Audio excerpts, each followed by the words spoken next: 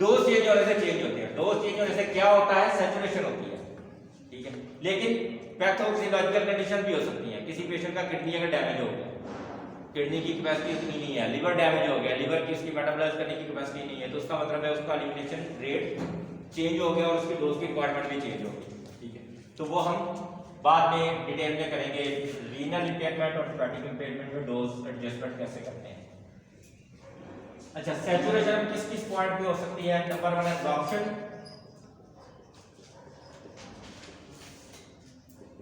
Absorption में कहां पे हो सकती है सैचुरेशन? अपने ट्रांसपोर्टर पे। अगर अपने ट्रांसपोर्टर सैचुरेट होंगे तो क्या होगा? एब्जॉर्प्शन इंक्रीज होगी या डिक्रीज होगी? कांस्टेंट जमीन के डोज के हिसाब से एब्जॉर्प्शन डिक्रीज हो जाएगी।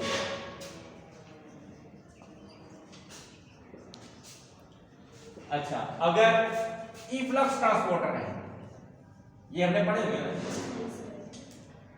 अगर इफ्लक्स ट्रांसपोर्टर सैचुरेट हो गए तो एब्जॉर्प्शन के रेट पे क्या करना है? इंक्रीज हो जाएगी। एब्जॉर्प्शन इंक्रीज हो जाएगी, क्योंकि इफ्लक्स क्या है बेसिकली कि जिसने यहां से ड्रग एब्जॉर्ब होना चाह रही है और यहां से जो ड्रग को वापस भेज रही है।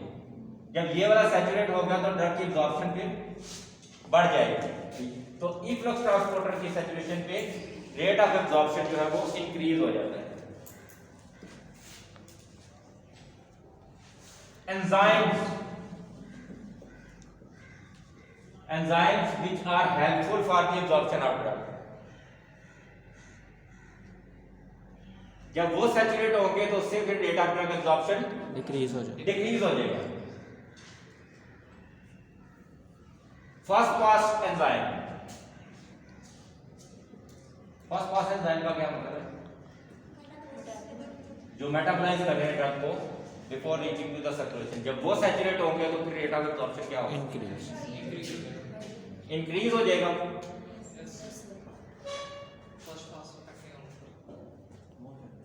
नहीं, जब ये एंजाइम में सॉरी फर्क डिफरेंटली कर दिया, जब एंजाइम सैचुरेट हो जाएंगे तो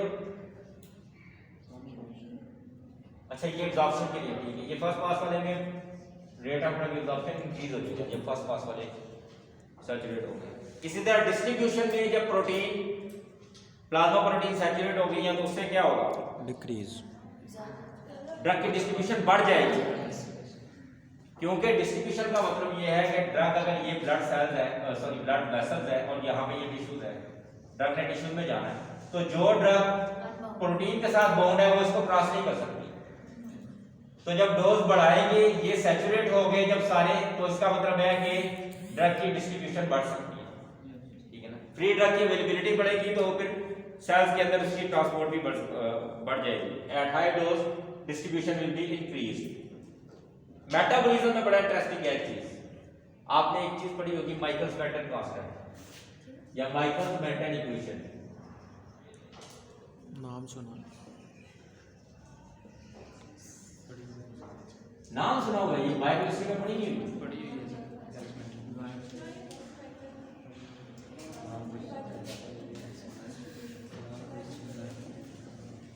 ये सैचुरेशन के लिए ये समझने के लिए बड़ी इंपॉर्टेंट है, फिनोमेना है इसको, और डोज कैलकुलेशन के लिए आपने एक डोज दी, बॉडी के अंदर एंजाइम्स है, एंजाइम्स की जो क्वांटिटी है वो लिमिटेड है, ठीक है। जैसे जैसे आप डोज बढ़ाते जा रहे हैं वैसे वैसे आप बेसिकली एंजाइम्स को रिक्रूट करते जा रहे हैं।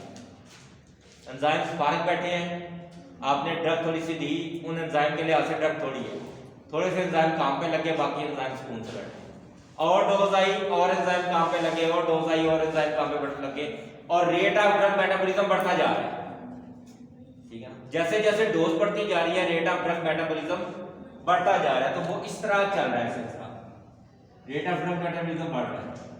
एक पॉइंट आएगा जब सारे के सारे एंजाइम सैचुरेट हो गए, यानी यहां पे आप कह देंगे कंसंट्रेशन है ड्रग की, यहाँ पे वेलोसिटी ऑफ रिएक्शन है या रेट ऑफ रिएक्शन है, वेलोसिटी यूज करते हैं इसलिए इसको वेलोसिटी ऑफ रिएक्शन ही या रेट ऑफ रिएक्शन, इसको v से मेंशन करते हैं। कंसंट्रेशन बढ़ रही है, v बढ़ रहा है, रेट ऑफ रिएक्शन बढ़ रहा है। जब कंसंट्रेशन एक पर्टिकुलर पॉइंट पे आ गई उसके बाद बी बढ़ना कम हो गया, खत्म हो गया। कंसंट्रेशन बढ़ती जा रही है, रेट ऑफ रिएक्शन मैक्सिमम आ गया, इसको हम कहते हैं ये टी मैक्स है, मैक्सिमम वेलोसिटी ऑफ रिएक्शन। इससे ज्यादा मेटाबॉलिज्म हो ही नहीं सकता क्योंकि एंजाइम सारे के सारे यूज हो रहे हैं, इससे ज्यादा एंजाइम ही नहीं है। जितनी ज्यादा ड्रग देते जाएंगे वो कंसंट्रेशन बढ़ती जाएगी, मेटाबॉलिज्म नहीं बढ़ेगा, ठीक है। तो इस यहां पे फिर एक टर्म यूज होती है माइकल्स कांस्टेंट, Km।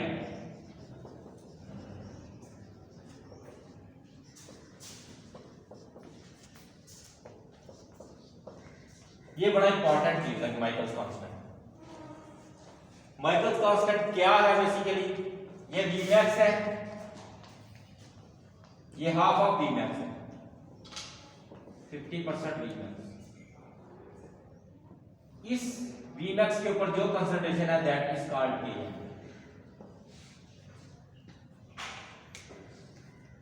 ठीक है। So Km is the concentration या is the drug concentration when rate of reaction is half of the maximum velocity of reaction। जो मैक्सिमम रेट अचीव हो सकता है उसके हाफ रेट के ऊपर जो ड्रग कंसंट्रेशन है उसको हम कहते हैं कि ये Km है, ठीक है। वेलोसिटी इसको हम कहेंगे कि ये माइकल्स कांस्टेंट है। ये बड़ी इंपॉर्टेंट एक जो है ना वो आप कह सकते हैं कि पैरामीटर है जिसका जानना बड़ा जरूरी है, क्योंकि जब भी ड्रग की डोजेज डिसाइड होती है तो उसमें फिर Km बड़ा इंपॉर्टेंट है उन ड्रग्स के लिए जिन ड्रग ने मेटाबोलाइज होना होता है बॉडी में। जिन्होंने किडनी के थ्रू एलिमिनेट होना है उनका लिवर से कोई लेना देना नहीं है। खास तौर पे बहुत सारी ड्रग्स ऐसी हैं जो किडनी और लिवर दोनों के थ्रू एलिमिनेट होती हैं, लेकिन कोई ऐसी ड्रग फॉर एग्जांपल वैनकोमाइसिन है जो 97% मोस्टली किडनी के थ्रू एलिमिनेट होती है, उसके लिए ये जरूरी नहीं है। लेकिन जो ड्रग्स किडनी लिवर के थ्रू एलिमिनेट होती है, फेनिटोइन है जिस तरह, और कोई ड्रग्स मेरे ख्याल में एस्पिरिन भी शायद इसी तरह ही है, उस केस में फिर ये Km बड़ा इंपॉर्टेंट है। उसमें यह है कि जब आपने डोज वो डिसाइड करनी है जिसमें प्लाज्मा कंसंट्रेशन Km से ज्यादा ना हो, ठीक है। यानी डोज कितनी रखनी है, ये फॉर एग्जांपल हम टॉक्सिसिटी की स्टडीज कर रहे हैं, एक डोज दे रहे हैं और उसकी हमें Km पता चल रही है कि इसकी Km इतनी है। फॉर एग्जांपल Km इसकी है 10 मिलीग्राम पर लीटर, ठीक है। तो 20 मिलीग्राम पर लीटर पे सारे के सारे एंजाइम सैचुरेट हो जाएंगे।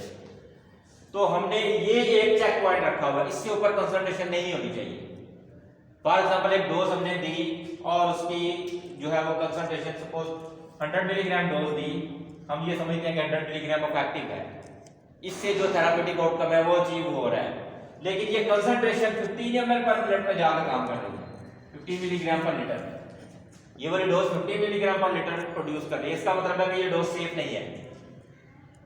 हमने रिस्क पे नहीं डालना लिवर को, Km नीचे उस पॉइंट से नीचे रखना है जब आधे एंजाइम अभी सैचुरेट हुए हैं, आधे एंजाइम से ज्यादा को हमने काम पे नहीं लगाना, ठीक है।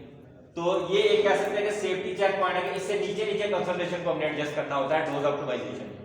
अगर कोई ऐसी डोज हमने देख ली है कि जो इससे ऊपर कंसंट्रेशन को लेके जाए, इसका मतलब है कि वो डोज सेफ नहीं है। बेशक इफेक्टिव है लेकिन वो सेफ नहीं होगी, वो बड़ी जल्दी एंजाइम्स को एक से दूसरी से तीसरी डोज देंगे क्योंकि सारे के सारे एंजाइम सैचुरेट हो जाएंगे और उसके बाद फिर जो है वो ड्रग फर्स्ट ऑर्डर से जीरो ऑर्डर पे चली जाएगी इसका मेटाबॉलिज्म, और जब आप डोज बढ़ाते जाएंगे लेकिन रेट ऑफ एलिमिनेशन बढ़ेगा नहीं, तो क्या होगा, टॉक्सिसिटी होगी, ड्रग एक्यूमुलेट होना शुरू हो जाएगी बॉडी। तो उस चीज को अवॉइड करने के लिए फिर माइकल्स मेंटन कांस्टेंट बड़ा इंपॉर्टेंट एक पैरामीटर है जिसको कंसीडर करते हैं, ठीक है जी। यहां तक कोई पॉइंट अगर समझने वाला है तो 3 पॉइंट्स हो गए, एब्जॉर्प्शन, डिस्ट्रीब्यूशन, मेटाबॉलिज्म, और एक्सक्रीशन पे फिर कहां पे सैचुरेशन हो सकती है। एक्सक्रीशन किस किस तरीके से होती है, GFR, active tubular secretion,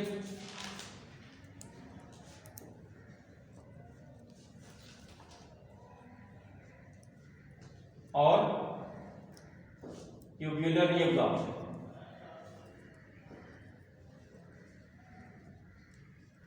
bile के थ्रू भी तो होती है, बाइल के थ्रू वही है जो मेटाबोलाइज होकर जा रही है, ठीक है। तो मेटाबोलाइज होंगे, जो उसके मेटाबोलाइट्स लिपिड सॉल्युबल होंगे वो बाइल के थ्रू एलिमिनेट हो जाएंगे, जो वाटर सॉल्युबल है वो किडनी के थ्रू एलिमिनेट हो जाएंगे।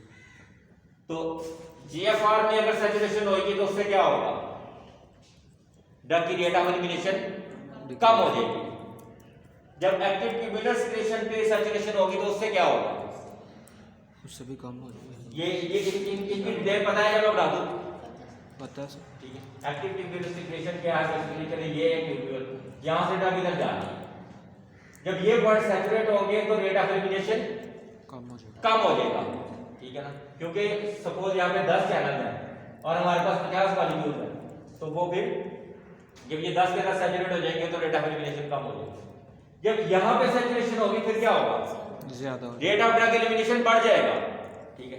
क्योंकि जो ड्रग यहाँ पे आ चुकी है वो यहाँ से वापस जाना चाह रही है, और अगर वापस जाने में सैचुरेशन होगी तो उसकी ड्रग की एलिमिनेशन फिर बढ़ जाएगी, ठीक है। तो आपको ये पता होना चाहिए कि किस किस पीके पैरामीटर पे किस किस पॉइंट पे सैचुरेशन होने से क्या क्या इफेक्ट आता है। एब्जॉर्प्शन में कहां पे सैचुरेशन होगी तो एब्जॉर्प्शन कम होगी, कहां पे सैचुरेशन होगी तो एब्जॉर्प्शन ज्यादा होगी, ठीक है।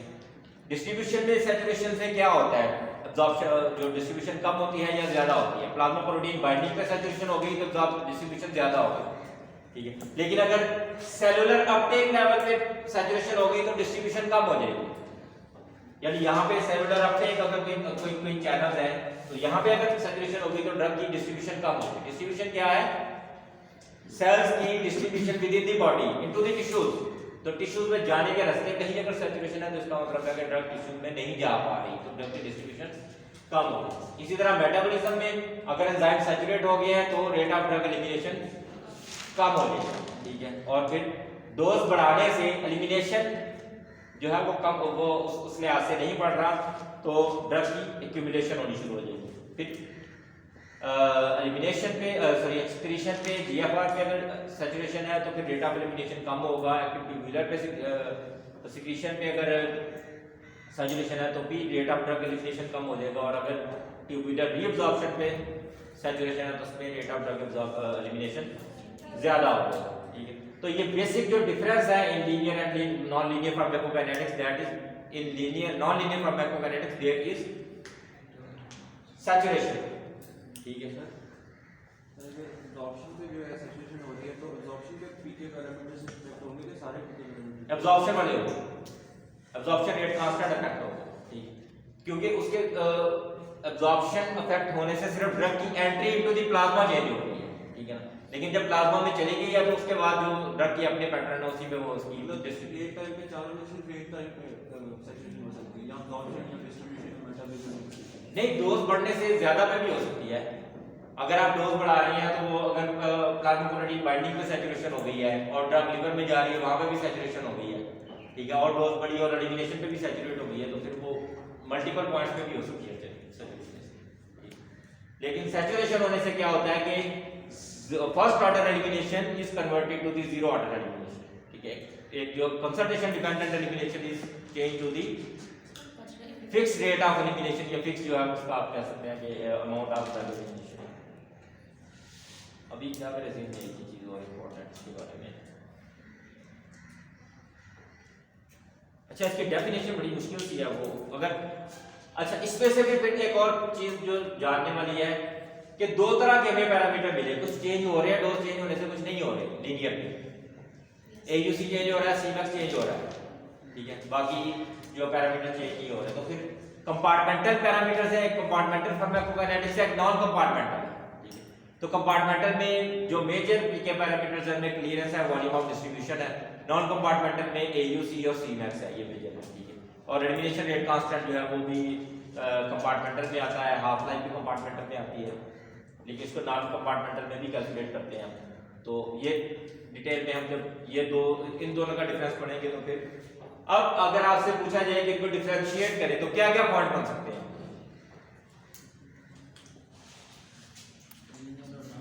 लीनियर और नॉन